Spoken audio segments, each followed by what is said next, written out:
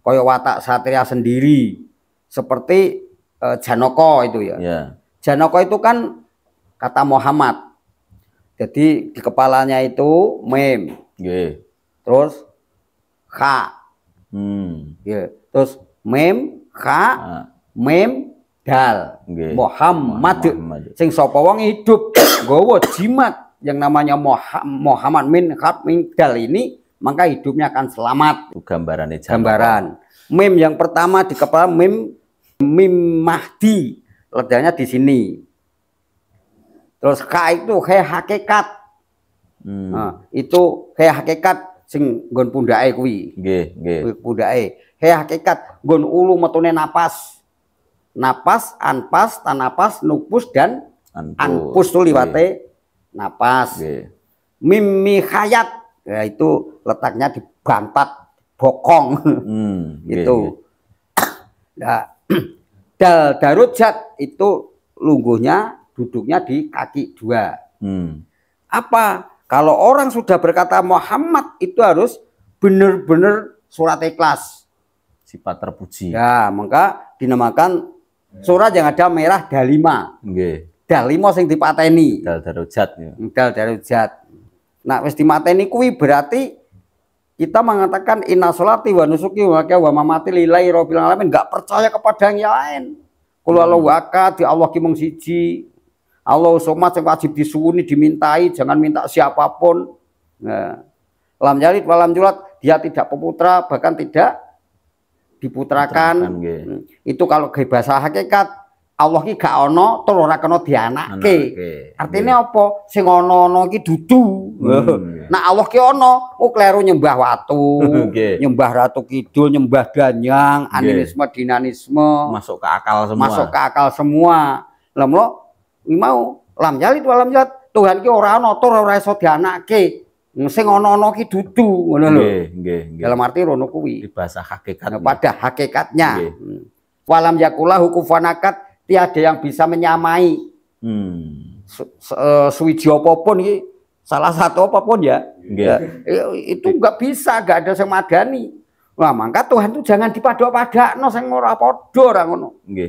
Berarti pada intinya Allah sendiri itu terlepas dari akal kita. Apa yang ada di bayangan akal itu bukan Allah semua. Maka itu carilah Islam yang baru, yang Islam yang lama sudah pakai akal, yang berakal. Maka isine nak wis ngono ki dadi akal-akalan. Nah iya to ya. Islam wis dadi akal-akalan. Mencari Islam yang tidak masuk akal. Apa? Lillahi ta'ala. Lho jadi akal-akal.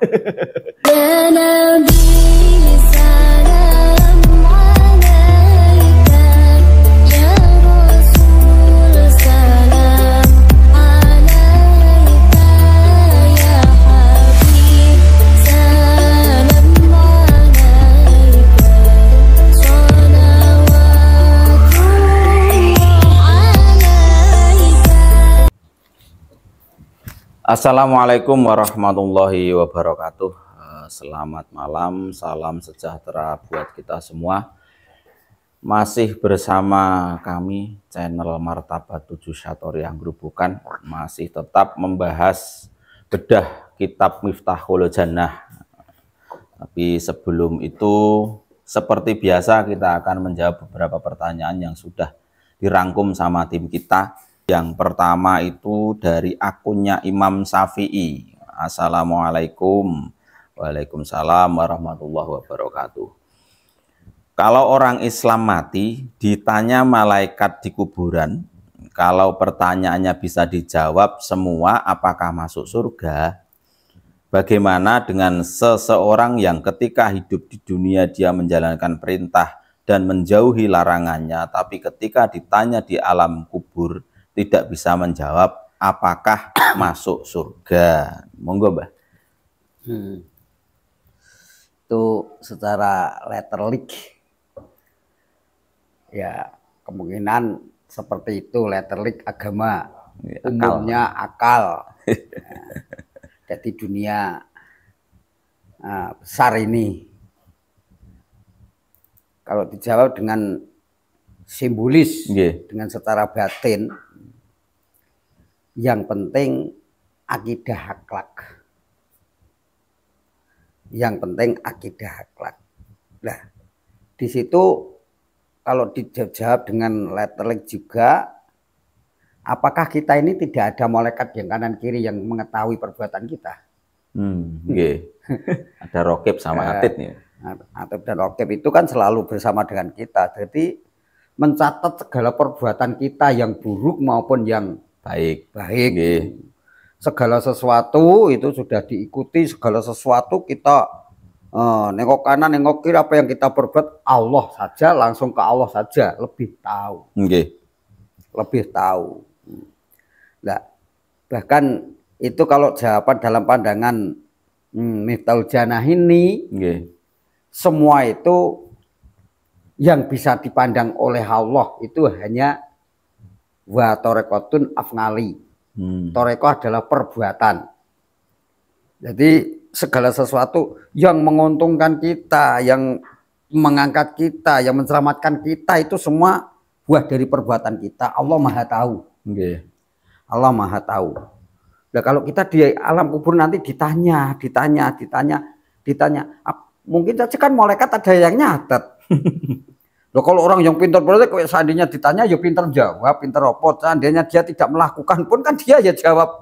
Nah, kalau dijawab letterlik lah ya, dengan akal, dengan pikiran. Kalau di sana ada akal dan ada pikiran.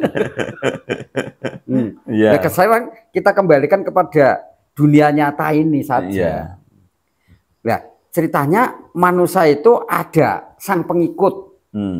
Di dalam diri kita ada yang mencatat perbuatan kita. Malaikat. Saya yakin. Jadi Tuhan tidak memandang siapa, dia lahir dari mana, dia agamanya apa, dia pakai baju apa, bahasanya apa, kulit rasnya dia bahasa apa. Mungkin saja enggak. Yang dipandang oleh Allah itu hanya amal perbuatan. Yaitu hasil perbuatan wa tarakatun afngali.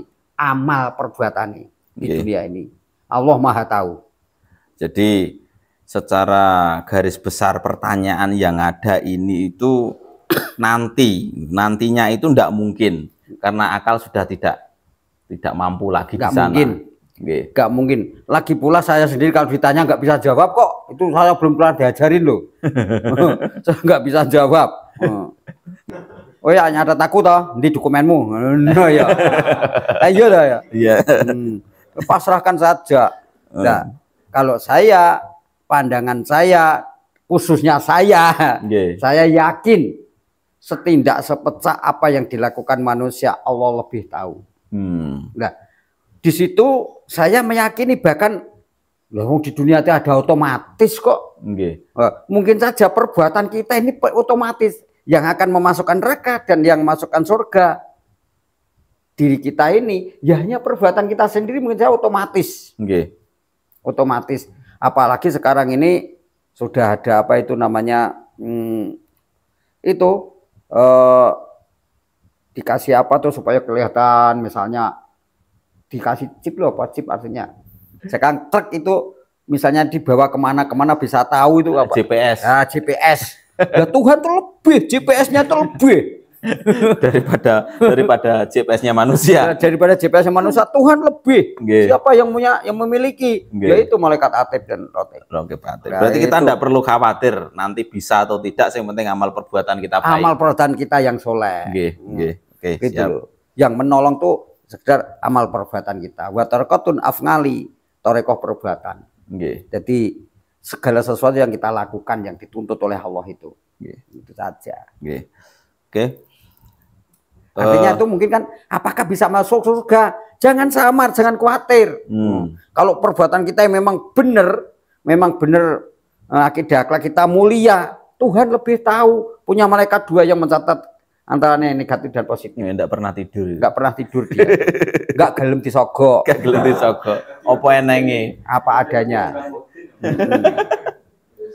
Jadi bahasa ini sebenarnya bahasa simbolis yang cerna di apa sebenarnya itu manrobuka udah di ditanya Pak Modin itu kan yang ditalkim itu sebenarnya kan manusia kanan kiri sekeliling masih punya akal dan pikiran. Itu rupa-rupanya Pak Modin kok kendel banget yo. Ojo getar Yo, aja wedi ngerti yo, aja kuwatir sing metu iku iki wong Israil. Kuwi kon nang kono dhewe kira-kira wani tenan apa ora. Jadi bahasanya Mbak Mudin itu tidak boleh dimakan mentah.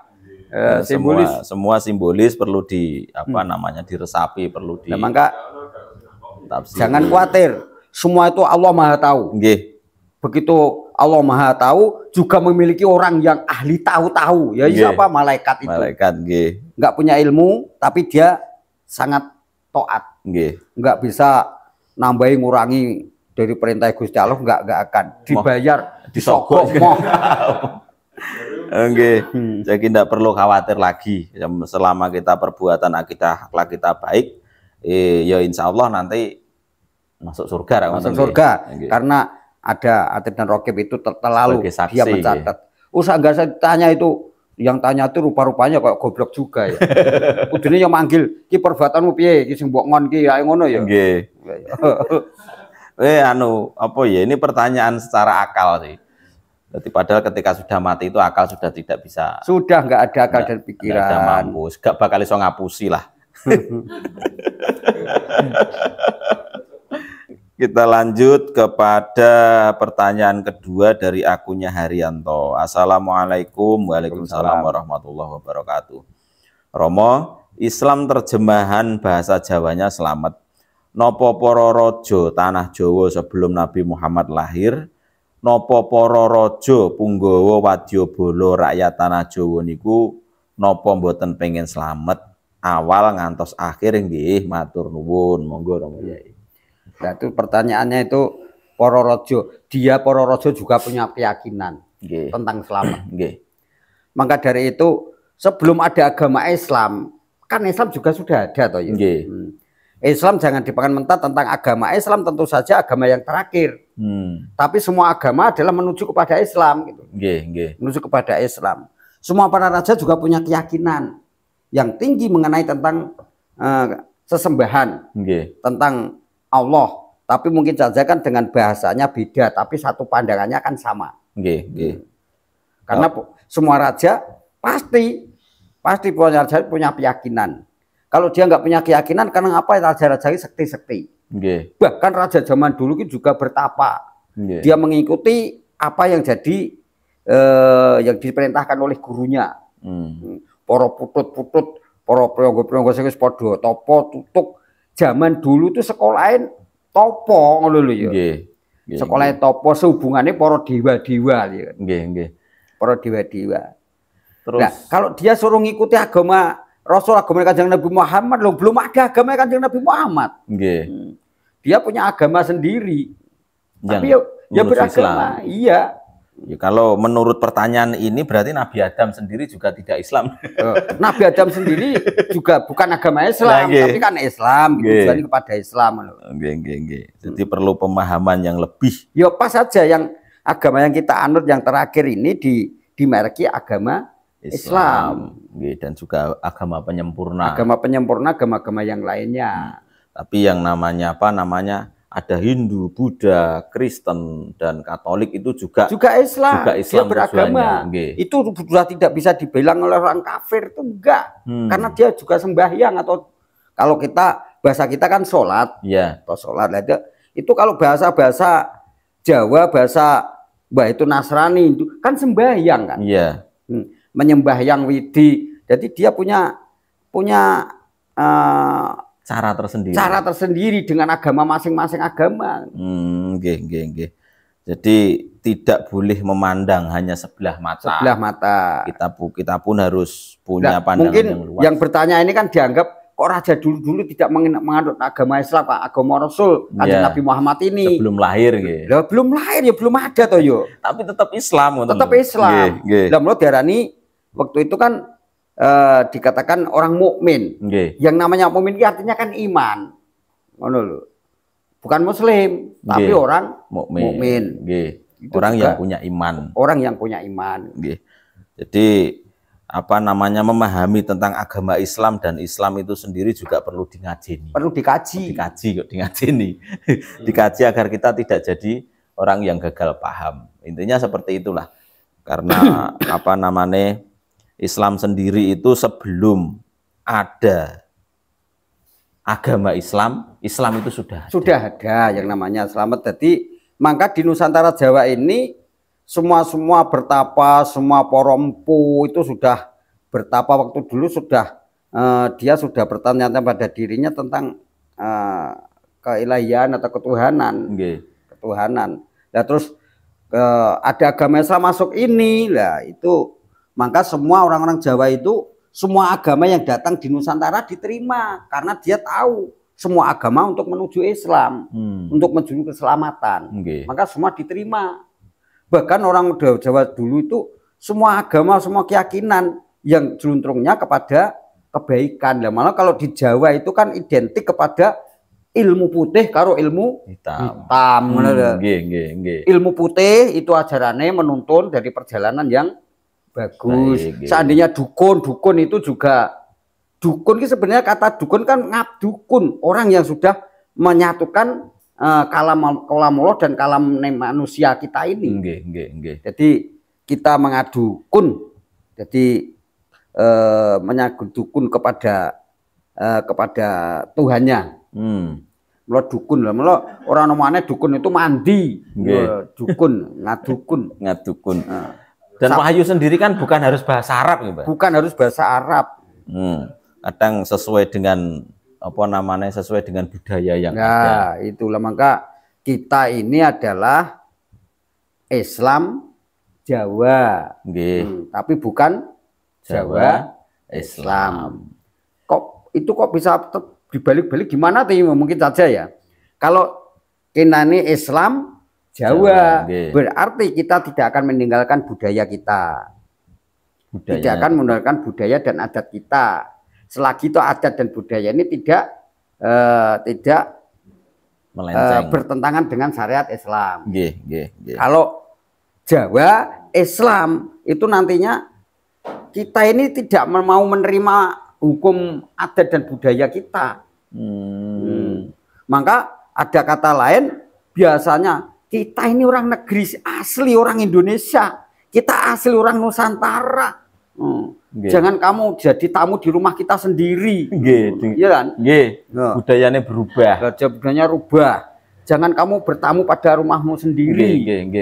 Nah, maka itu namanya Jawa Islam. Jadi Jawanya dipindah ke Islam-Islaman, pakai hanya sebuah ke Timur Tengahan, ke Arab-Arabiahan, harus pakai jubah, harus pakai pakaian yang putih, dan sebagainya. Itu seolah-olah sunnah dari Rasul.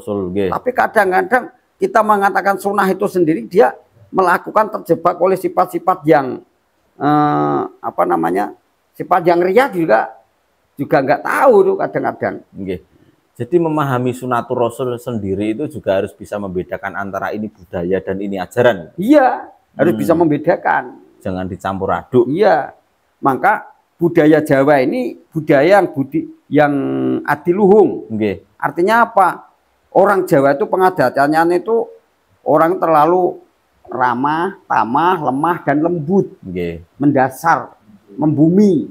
Itu orang Jawa. Rendah hati. Jadi semua tamu diterima. Semua tamu diterima dengan bagus. Kita lanjutkan pada pertanyaan selanjutnya, yaitu dari akunnya Sawyo. Assalamualaikum Yai. Waalaikumsalam warahmatullahi wabarakatuh. Tiang sing cedak kali Gusti Allah, nopo cuman tiang sing ngaji tok Yai?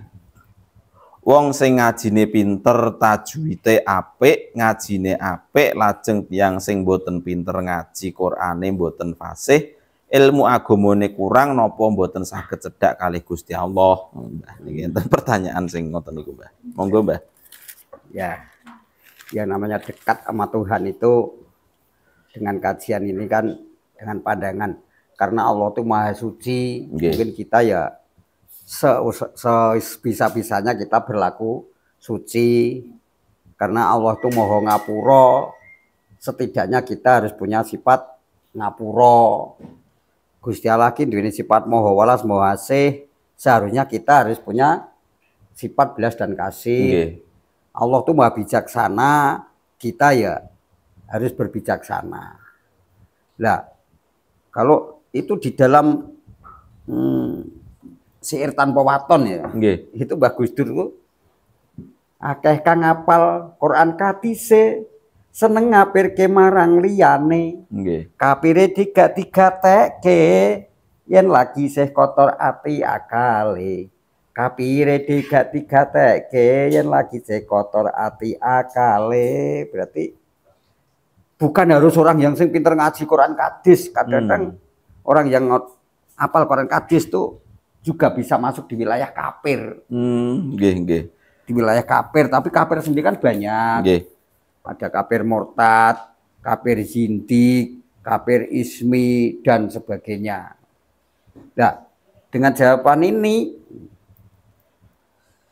berarti kalau di dalam hikam itu ojo kekancaniro marang wong kang ngalim ngelmu lahir, bodho ngelmu batin selagi toh nuruti hawa nafsune.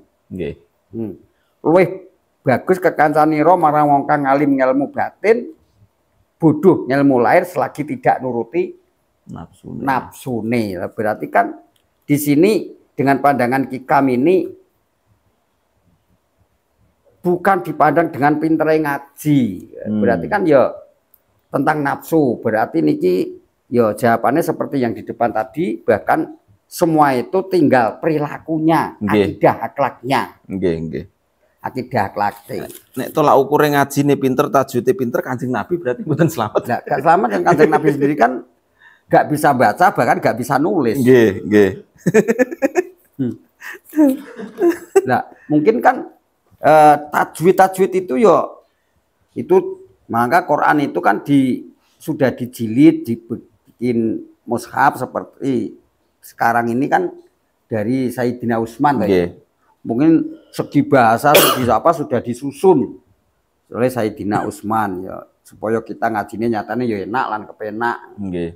Zaman Rasulullah sendiri ya dia tidak tahu huruf, nggak tahu alif bata, nggak tahu ABCD, nggak bisa nulis, bahkan nggak bisa membaca. Berarti ketika waktu zaman Rasulullah itu dapat wahyu, itu hanya berarti lewat ucapan, terus para sahabat yang mendengarnya itu menulisnya di daun lontar, menulis di batu, itu berarti para sahabat bukan Kanjeng Nabi, Mbak? Para sahabat yang menulis, bukan Kanjeng Nabi. Kanjeng Nabi nggak bisa nulis kok. Nanti Kanjeng Nabi perintah. Kalau di dalam hadis itu kan dengan akal, jadi keadaan sadar seperti ini. Tapi kalau di dalam Quran kan enggak, yang diwahyukan enggak. Kadang-kadang dia tuh yo sadar tapi tahu-tahu dia berkalam, nanti kok diwi. Kadang-kadang Kanjeng Nabi mendapat perintah, dia mendengarkan suara, tapi para sahabat nggak tahu. Saya dapat perintah seperti ini, langsung ditulis para sahabat gitu kan. Mungkin kadang Kanjeng Nabi sendiri kon baleni juga iso ya. Nggak bisa.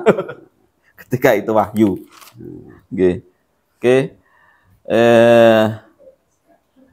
Kita lanjut pada pertanyaan yang keempat ini dari akunnya Haryanto. Assalamualaikum. Waalaikumsalam warahmatullahi wabarakatuh. Maaf Romo, saya kurang paham tentang cerita wayang yang dibuat Sunan Kalijogo. Sedangkan patung wayang yang ada di Gunung Tidar dan relief wayang yang ada di candi-candi itu sudah ada sebelum Sunan Kalijogo ada. Gimana sih Romo cerita yang sebenarnya? Mohon penjelasannya. Ya. Maka dari itu waktu zaman Sunan Kalijogo menerima wayang dari kakeknya, ya Brawijaya kelima ya. Itu kan wayang-wayang budaya yang dipakai oleh Yange. Untuk simbolis. Jadi wayang yang dipakai Sunan Sinuwun Brawijaya itu wayang gedok, wayang beber, wayang cakar daun rental dan sebagainya. Itu untuk simbolis-simbolis zaman itu. Pewayangan itu cerita-cerita, mungkin saja karena dia Buddha ya, mungkin kitab dari Wido-Wido Buddha. Dan Kanjeng Sunan Kali kepengen pelangkah bersumpah ingin budayanya baik, ingin dilestarikan, maka dia itu ngeramal wayang sendiri. Karena dia masuk Islam akhirnya digawe simbolis-simbolis wayang itu. Maka zaman dulu sampai dari India pun kayak tokoh Semar, Bagong, Gareng itu nggak ada. Jadi sebelum Kanjeng Sunan Kalijogo menciptakan wayang atau merubah wayang atau membuat wayang dengan versinya Kanjeng Sunan Kalijogo itu nggak ada Semar, nggak ada Petruk, itu nggak ada. Nggak ada.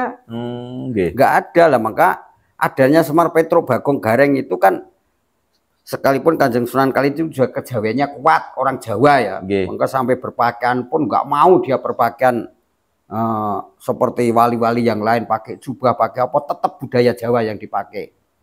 Jadi kejawaannya tetap kuat. Lah maka di itu dia bikin tokoh wayang itu sekalipun di situ dia juga apa ya menghubungkan dengan cara nafsu amarah ulama Sopiah mutmainah. Cara Jibril Mikail Israfil. Jadi setiap hari kita ini diikuti oleh punokawan papat. Kalau bahasa Arab Jibril Mikail Israfil. Kalau orang Jawa ada kakang kawah di hari-hari juga dimasukkan di wilayah itu juga amarah ulama Sopiah mutmainah. Nah maka sedulur papat kelima pancer. Sedulur papat itu bisa diartikan itu malaikat juga. Itu kan simbolis dilarikan kemana saja bisa. Nah, adanya Semar, Petruk, Bagong itu jadi hadis. Jadi watak satria itu mesti megang wasiat dari gurunya, entah itu dari orang tuanya ya. Waktu bertapa maka dia dalam simbolis punokawan. Puno kiweruh, kawan adalah saudara konco. Juga ponokawan, ponoweruh, kawan konco. Maka di situ dinamakan punokawan. Petruk, Bagong, Gareng, Semar itu kan samiro. Samiro nglakono napa sapa sira. Khairon, tegese khair kang bagus. Itu kalau bahasa Arabnya ya. Kurang lebihnya seperti itu, wali mondok-mondok itu harusnya tahu. Samiron. Jadi nglakono sapa sira khairon tegese Gareng. Petruk, Bagong, Gareng. Perkara kang bagus. Ninggalo sapa sira iku kang lacut utawa Allah. Jadi Semar, Petruk, Bagong, Gareng, Fatruk nalabago. Jadi sancuta sira ninggalo perkara kang lacut utawa kang Allah. Sancuta sira nglakoni perkara kang bagus lan ninggal sapa sira perkara kang Allah. Lacut utawa Allah. Lah maka watak satria itu megang peran pemomong sing digoceki iku. Lah maka selagi satria itu nyimpang dari aturan agama dan negara waktu zaman itu, sang punokawan nggak mau ngikuti, lepas dari sang punokawan. Berarti kalau kita ini terlepas dari aturan-aturan agama, ya mungkin saja aturan agama dan negara, ya sang pendiri juga ngikuti. Yang ada setan lah gitu ya. Nggak ada Semar, Bagong, Petruk, Bagong, Gareng itu. Jadi itu simbolis itu mau dilarikan kemana? Dilarikan kemana bisa. Sedulur papat kelima pancer. Sedulur tua papat itu sopo? Yo bisa kakang kawah, darari, terus tuban, apa itu air yang pengiring budak itu? Ketuban dan sebagainya itu kan ada 4 itu. Jadi juga manusia hidup walakot kolakna yang sana mensulati mintim ku jadikan manusia dari saripati bumi. Nah saripati bumi itu dari narun, dari hawaun, dari maun, dari damaun, jadi dari api, dari hawa, angin, dari air, bahkan dari bumi. 4 perkara ini jadi geni bumi yang itu jadi anasir 4. Itu amarah, ulama, Sopiah, dan mutmainah. Nah, kita bahas tentang anasir 4. Itu kalau jenengan pernah ngendika bahwa anasir 4 ini wujudnya nafsu. Tapi kadang-kadang banyak para salik atau para santri itu mengatakan kita harus mengalahkan nafsu. Itu dalam arti mengalahkan nafsu itu yang nafsu yang seperti apa? Karena nafsu ngendikane jenengan juga nafsu itu dibutuhkan. Ya iya. Maka yang lahir saja nafsu itu. Jadi nafsu itu amarah loma Sopiah amarah itu dari api. Juga kita harus punya asupan atau kebutuhan yang namanya sifat api. Dari udara, angin kita juga butuh. Dari air kita juga butuh, dari bumi butuh. Semua itu kebutuhan yang terjadi dari anasir api itu kan sudah tersimpan pada misalnya dari makanan itu. Misalnya singkong sendiri, coba nanam singkong di dalam rumah nggak akan nggak ada asupan apinya. Nggak ada asupan apinya. Mungkin udaranya juga kurang, nggak akan terjadi di situ sampai berbuah, nggak ada. Nah, berarti yang di dalam singkong itu juga ada anasir 4 itu. Bahkan ada apinya, ada udaranya, ada airnya, bahkan ada tanahnya. Semua sudah di dalam kita makan gitu loh. Nah terus pada hakikatnya sendiri bahwasanya unsur api itu unsur api itu pada hakikatnya itu penjelasannya seperti apa, terus unsur tanah itu yang seperti apa, unsur angin yang seperti apa. Nah, maka itu semua itu amarah, lamah, sofiyah, mutmainnah itu adalah mengeluarkan daya energi pada tubuh kita. Semua dari tubuh kita. Api itu adalah yang membakar kesemangatan. Yang membakar kesemangatan. Tapi kesemangatan itu sendiri, bahkan api itu bisa jadi negatif, bahkan bisa jadi positif. Tergantung orang yang menggunakan. Orang yang menggunakan. Contohnya itu, Mbak. Ya. Sekarang api sendiri, kita punya api, sifat api amarah, sifatnya kobarnya api asmara dunia. Misalnya, sifat api itu menyala-nyala. Maka sifat kerjanya aluamah amarah itu dengki, serai, benci, jahil, metakil, open, dawen, panasten, saru, kasar, misuh, ngunem, nyatur, nyacat, maido, ngalem. Itu kerjanya anasir api. Nah, itu kalau kita gunakan di dunia kan hancur kan. Dengki, serai, benci, jahil, metakil itu dilarang agama atau Nah, maka kita kerjanya kita ganti, yang negatif kita ganti yang positif. Tadinya dengki ya jangan dengki, benci ya jangan benci, serai, ngunem, nyatur, nyacat, maidu, ngunem itu diganti. Didorong kesemangatan kita ke sifat yang positif, yang tidak merusak. Sekarang yang dari alwamah itu adalah dalam arti bumi, hitam. Itu nafsu itu sifatnya serakah. Sifatnya serakah, maka nafsu alwamah ini adalah jiwa-jiwa yang nonton dalam kegelapan.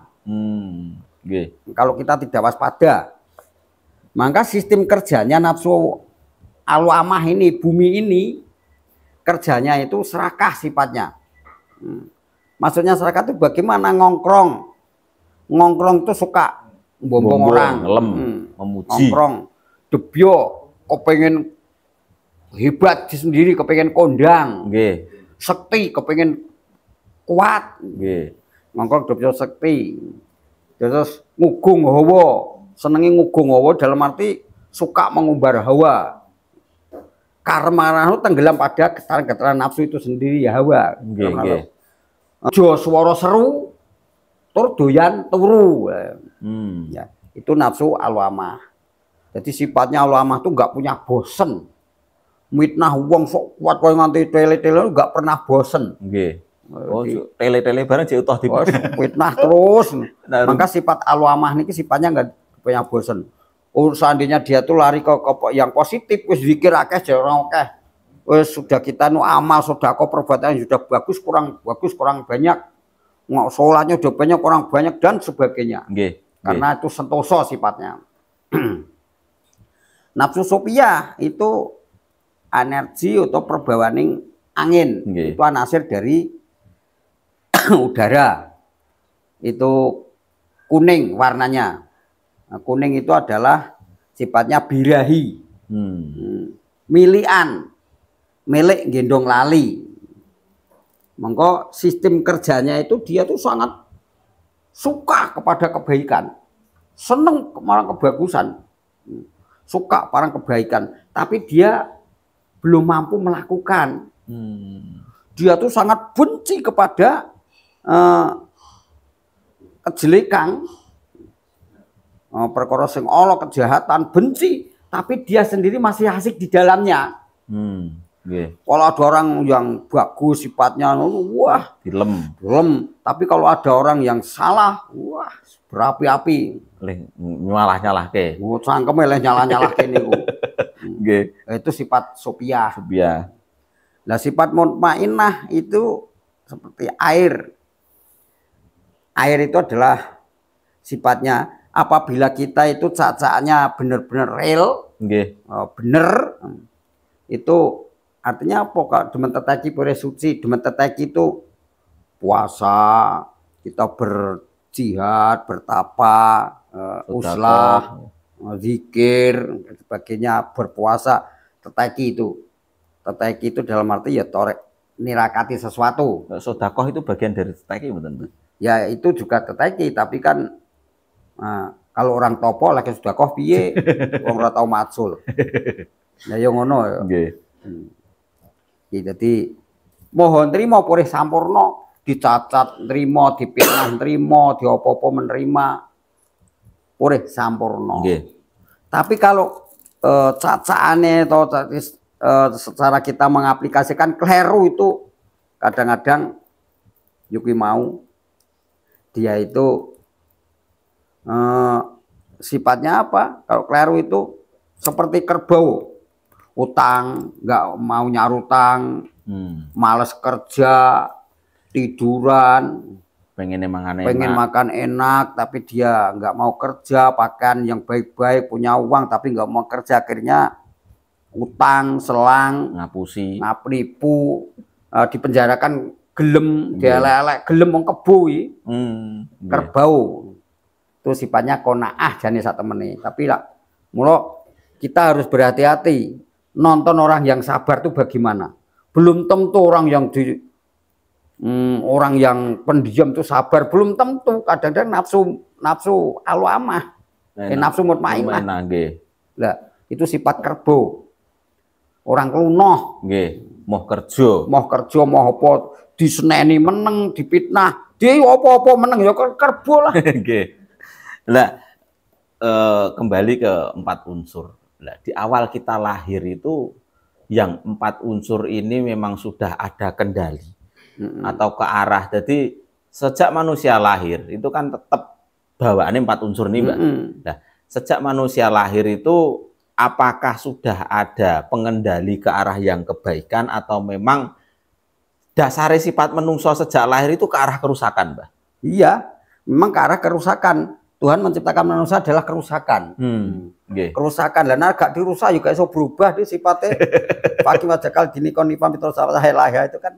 Nah, maka kerusakan. Nah memang dari situ maka adanya agama itu kan untuk mengatur orang seperti itu.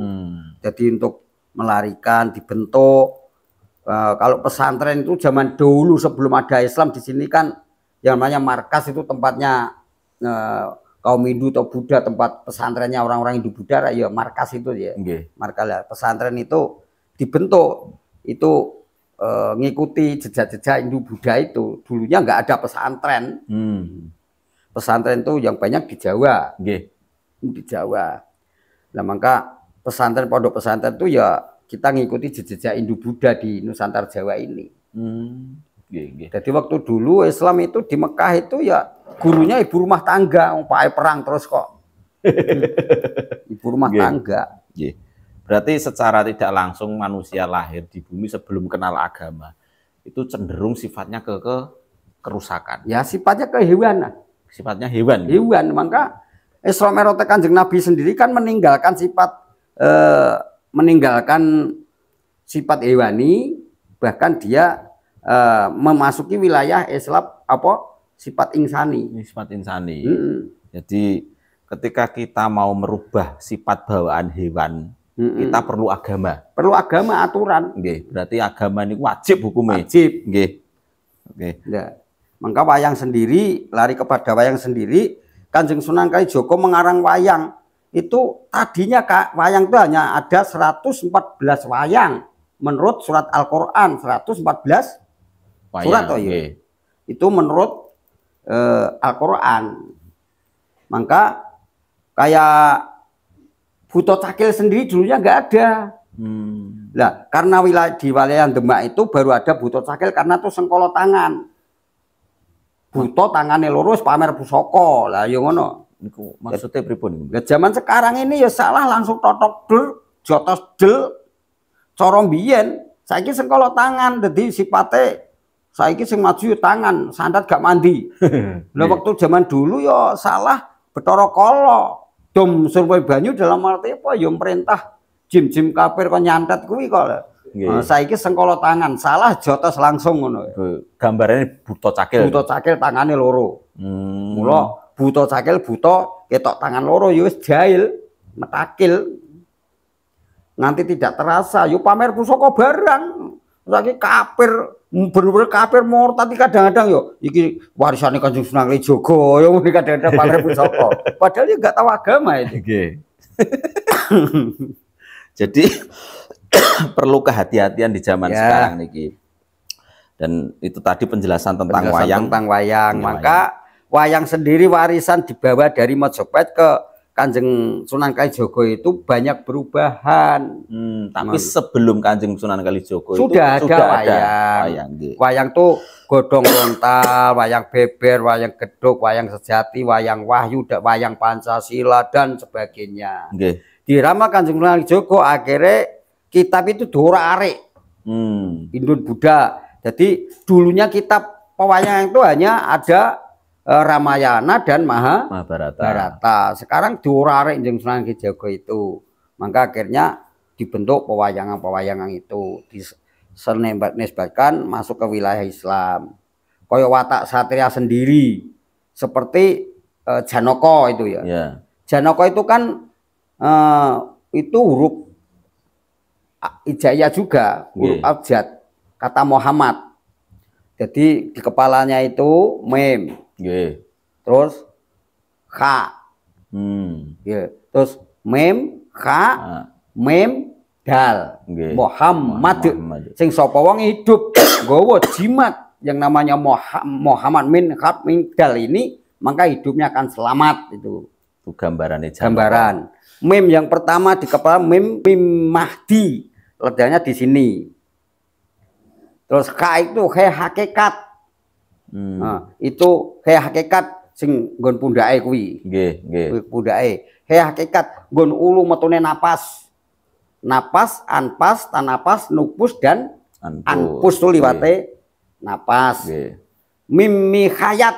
Ya itu letaknya di bantat bokong. Itu.